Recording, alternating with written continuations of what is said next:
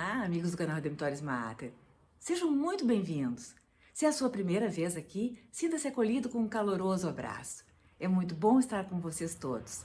Convidamos a conhecerem as playlists do canal, pois todas as postagens são feitas com muito cuidado para os nossos visitantes e membros.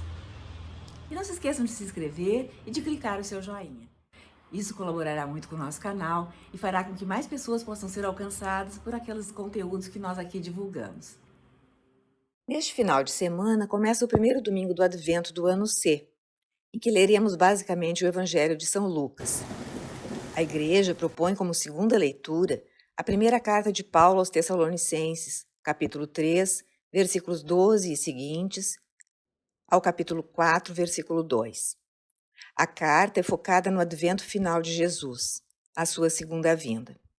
Diz Paulo: Irmãos, o Senhor vos conceda que o amor entre vós e para com todos aumente e transborde sempre mais, a exemplo do amor que temos por vós. Que assim ele confirme os vossos corações numa santidade sem defeito aos olhos de Deus, nosso Pai, no dia da vinda de nosso Senhor Jesus, com todos os seus santos. Enfim, meus irmãos, eis o que vos pedimos e exortamos no Senhor Jesus.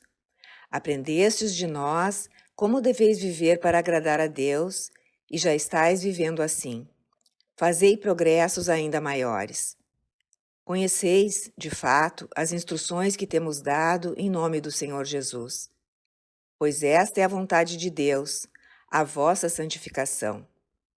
Que vos abstenhais da impureza, que cada um de vós saiba tomar para si uma esposa em santidade e honra, não na paixão da concupiscência, como os gentios que não conhecem a Deus.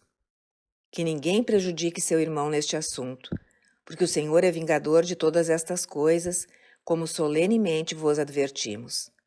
Pois Deus não nos chamou para a impureza, mas para a santidade. Uma ideia muito importante dessa leitura, logo no começo, é a de que os discípulos a quem Paulo se dirige podem aumentar em amor. A caridade pode crescer. A salvação é um processo.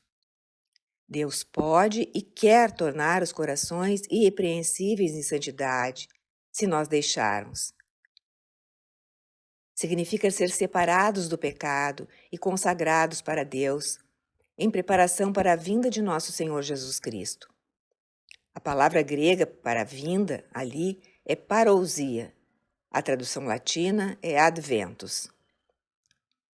Por essas razões, lemos a primeira carta aos Tessalonicenses, capítulo 3, no primeiro domingo do Advento.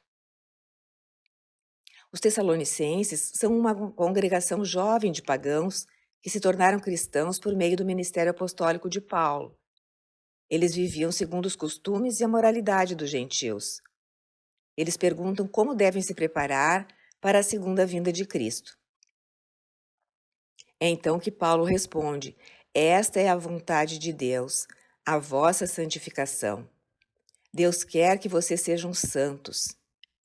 E qual é o primeiro passo no caminho para a santificação? De acordo com São Paulo, que se abstenham da impureza. E a palavra grega ali é porneia, normalmente traduzida por impureza ou imoralidade sexual. De fato, para os convertidos do paganismo, começar a viver uma vida de moralidade que siga os padrões do judaísmo e do Antigo Testamento será uma das transições mais difíceis que eles terão que fazer, e será um dos primeiros passos no caminho para a santidade para eles. É por isso que Paulo continua dizendo que o corpo é sagrado, que os corpos do marido e da esposa são consagrados um para o outro e para mais ninguém. O desafio se torna viver não de acordo com a cultura e a moralidade gentias, mas de acordo com o chamado universal à santidade, que é algo que Deus já fizera aos judeus, ao povo de Israel, como está no livro do Êxodo, capítulo 19, para serem um reino de sacerdotes e uma nação santa. O primeiro passo no caminho da santidade, em uma cultura gentia, pagã, em uma cultura saturada de imoralidade sexual, é viver uma vida de castidade, evitar a porneia, evitar a falta de castidade e buscar a santidade. Além disso, A santidade nos ajuda a nos tornarmos mais conformados a Cristo e ao que Deus nos fez para ser. Santos. Essa é uma dimensão pessoal na busca da santidade. Porém, não se limita a isso. Há também uma razão escatológica para buscar a santidade. A escatologia é a parte da teologia que estuda as últimas coisas. Cristo voltará e é preciso estar pronto para encontrá-lo. Por isso, o Advento é também um tempo penitencial. Seguindo São Paulo, a Igreja quer nos ensinar a abandonar o pecado e a nos prepararmos para encontrar Cristo. Cada Advento é uma espécie de mini ensaio geral para o Advento final de Cristo, para a segunda vinda de Cristo. Ou também pode ser para o próprio julgamento particular, se morrermos antes da segunda vinda. Quando, como nós, atualmente, estamos vivendo em uma cultura pagã, gentia, que não opera de acordo com os princípios de moralidade, conforme nos são dados nas Escrituras, um dos passos específicos e concretos que se tem que tomar é abster-se da imoralidade e aprender a virtude do autocontrole. Deixar de ver na outra pessoa, seja o namorado, o esposo, a esposa, um objeto usável ou descartável, e viver com ele a cultura da vida e do encontro. Neste mundo, tudo vem sendo fugidio, passável, perecível.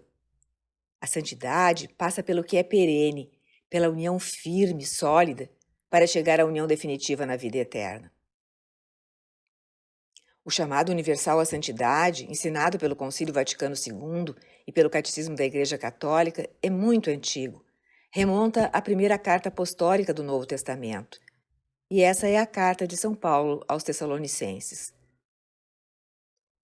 A Constituição Lumen Gentium do Concílio Vaticano II, no parágrafo 11, diz assim: fortalecidos por tantos e tão grandes meios de salvação, todos os fiéis, qualquer que seja a sua condição ou estado, cada um a seu modo, são chamados pelo Senhor àquela perfeição de santidade pela qual o próprio Pai é perfeito. O Catecismo da Igreja, no parágrafo 2013, escreve: todos os cristãos, em qualquer estado ou caminhada de vida, são chamados à plenitude da vida cristã e à perfeição da caridade, à intimidade e à comunhão com a Santíssima Trindade, e ao amor ao bem do outro, mesmo com sacrifício pessoal, ao mandamento novo de Jesus Cristo, que foi o primeiro a vivê-lo.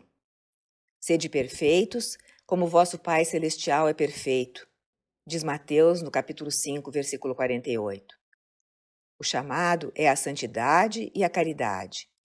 Ambos estão na carta de Paulo aos Tessalonicenses, neste primeiro domingo do Advento do ano C.